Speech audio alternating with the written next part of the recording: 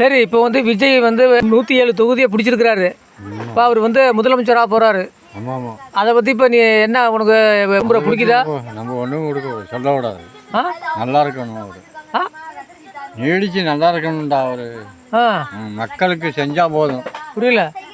மக்களுக்கு ஆ அவர் சொன்ன வாக்குறுதிகளை கொடுத்தா போதும். ஆ இல்லை, இப்போ விஜய் வந்துருவாருன்னு எல்லாம் எதிர்பார்த்தீங்களா?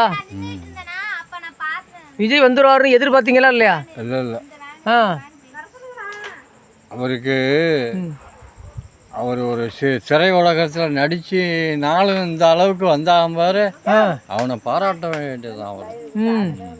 இல்லை, இது ஒரு பெரிய தலைகீழ் புரட்சிங்கிறாங்களே, உண்மையா? ஆ ஆமாம்.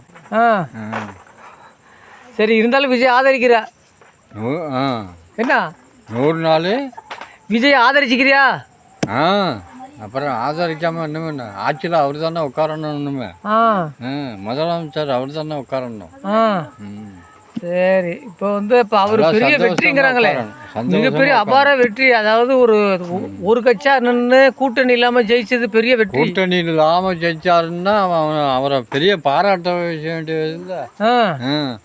யாரையும் நம்பாமல் ஜெயிச்சிட்டு இருக்கான்னா அப்படி சொல்லு. ஒரு சிறை உலகத்தில் நடிச்சு யாரையும் நம்பாமல் ஜெயிச்சிருக்கான்னா அவனை பெரிய பாராட்டு.